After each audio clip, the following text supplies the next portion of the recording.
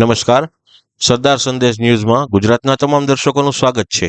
સિહોર તાલુકાના વિદ્યાર્થીઓ એસટી બસમાંથી રજળી રહ્યા છે, ત્યારે એસટી બસ સિહોરથી ખારી, કનાડ, મઢડા, સર અને સખોદર, સાગવડી વગેરેના વિદ્યાર્થીઓ માટે એસટી બસ ચાલુ કરવા માટે જાગૃત નાગરિક દેવરાજભાઈ બુધેલિયા દ્વારા તેમજ સવાર ગ્રામ પંચાયત દ્વારા તેમજ વિવિધ સંસ્થાઓ દ્વારા એસટી બસ શરૂ કરવા માટે રજૂઆત કરવામાં આવી હતી.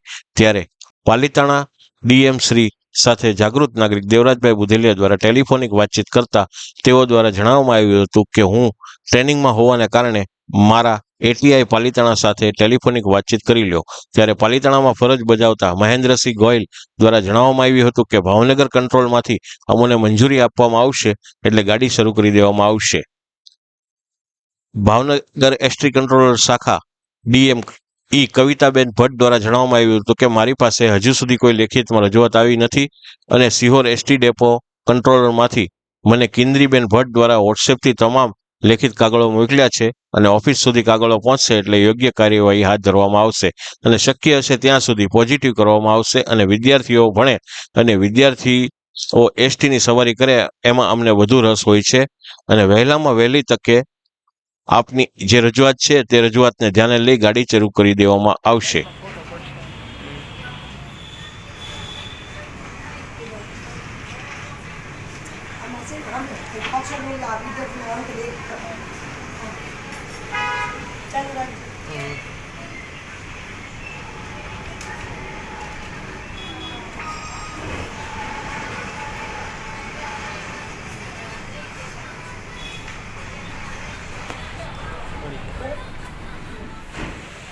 નમસ્કાર, હું અત્યારે in charge Sihor traffic controller Kinnariben Hardik Kumar Bhatt. મંગળવારે એક લેખિત રજૂઆત આવી હતી દીકરીઓની.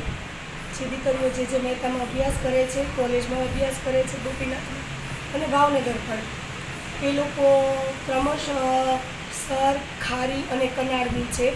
જ્યાં સરના પાટિયા સુધી આપણી એસટી બસ જાય છે, કનાડમાં પણ જાય છે, પરંતુ એ સિવાયના સ્કૂલના સમય ચાલુ કરવા માટેનું મને લેખિત રજૂઆત થયેલી તમામ ગામના સરપંચો દ્વારા, પ્રિન્સિપાલ દ્વારા અને આપણે પત્રકાર સાહેબ દ્વારા. અત્યારે બંને રજૂઆત પાલિતાણા મોકલેલ છે. પાલિતાણાથી પોઝિટિવ રિવ્યૂ મળ્યો છે. એની સાથોસાથ આની આ રજૂઆત આપણે પરિવહન ભાવનગરમાં પણ મોકલ્યું છે અને પૂરેપૂરી અત્યારે આપણે ડીએમની કવિતાબેન દ્વારા ખાતરી અપાણી છે કે વહેલી તકે આ વસ્તુ જરૂરથી ચાલુ થઈ જશે અને જે અત્યારની શેડ્યુલો છે એમાંથી જે અનુકૂળ થઈ શકશે એ જીએસઆરટીસી ભાવનગર વિભાગ અને પાલિતાણા ડેપો કરી જ આપશે. જરાય ચિંતાનો વિષય નથી, અમારામાં વિશ્વાસ રાખજો.